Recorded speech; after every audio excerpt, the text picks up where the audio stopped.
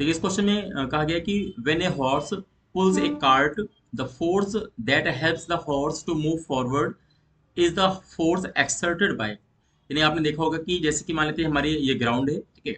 इस ग्राउंड पे मान लेते हैं यहाँ पे कोई कार्ट है, तो अभी ये मान लेते हैं कार्ट है,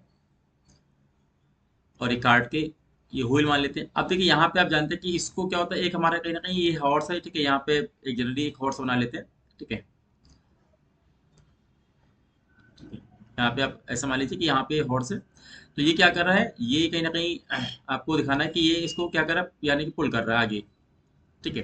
तो ये बोला गया कि the force that helps the horse to move forward is the force exerted by. देखिए और आपको ऑप्शन क्या कहते हैं, आपको कह रहा है कि the cart on the horse, ठीक है। यानी कि जो कार्ट है ये कहीं ना कहीं हेल्प करती है। फिर कह रहा है the ground on the horse, the ground on the cart, या फिर the horse on the ground.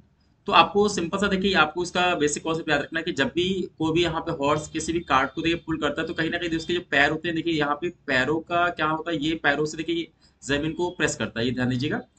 और वो देखिए कैसे प्रेस करता है, वो तिरछा है। देखिए आप कह सकते हैं कि ये हल्का सा कह सकते हैं इंक्लाइन, ठीक है। ये यानी कि सभी पैरों से यानी कि ये खींच यानी कि पीछे की तरफ ये पुश करता है।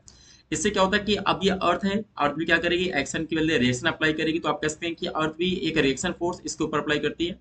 तो अगर आप देखिए जो रिएक्शन फोर्स अर्थ ने अप्लाई किया, अगर इसके कंपोनेंट आप लेंगे, तो आपको सपोज को पता है कंपोनेंट तोड़ेंगे तो एन कॉस थीटा और एन कहीं ना कहीं साइन थीटा, ठीक है।